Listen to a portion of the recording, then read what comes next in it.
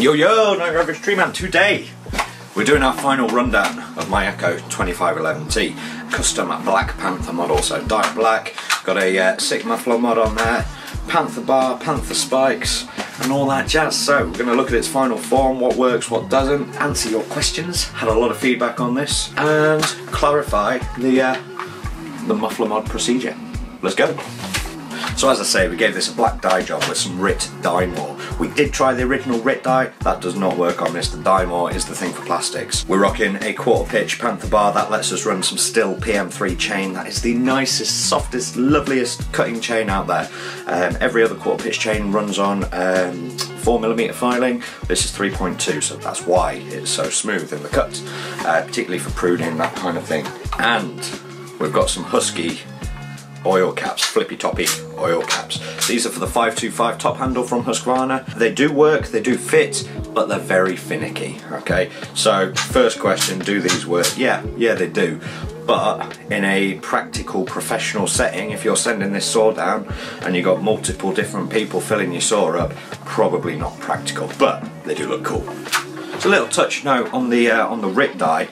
Where it's got scratched and cut with other saws and stuff, this has got some of the original orange colouring showing through. So when you're cooking this in your dye, I would probably recommend leaving it for at least 20 minutes. That's a bit longer than I did. Hopefully that way it'll penetrate the plastic a little bit deeper and you won't get the orange showing through like I do. The spikes, the Panther spikes. Everybody loves these spikes. You can get them, same with the bar, from chainsawbars.co.uk. They are really, really good. Give it a lot more kind of, it's a lot easier to target into a cut. However, West Coast saws have now brought out some of their famous 3-point dogs for the Echo. So I would probably have gone for those if they were available at the time. I'll run those on my 201. Lewis has got them on everything and they're brilliant, even more aggressive than these. Now, onto the muffler mod. I got a lot of stick in my first video for not removing this when I drilled or ground out the first hole. What you didn't see in that video is that I then took it off, blasted it all out and actually put a hole, I'll show you a close-up in a minute, through the baffle as well. My finding is that that didn't actually make any difference. So I personally would just open up here, as you saw in my first video, because that's where all the gains came from, frankly.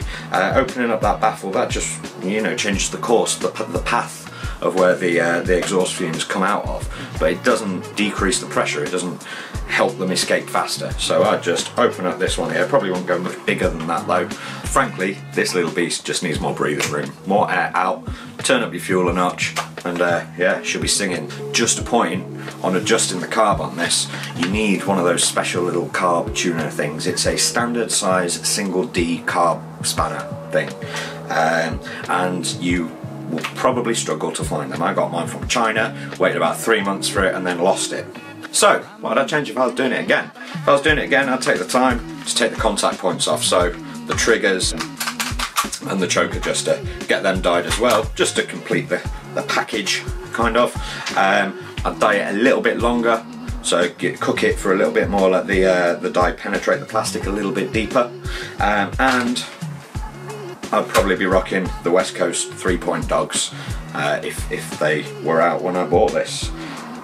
Yeah, so there you go, little recap of what I've done to my custom modded, muffler modded Echo 2511T. Yeah, check out the other video for a bit more detail on how we do the mod. Check details below for where you can get all these snazzy little parts and give it a go yourself. I'll see you next time.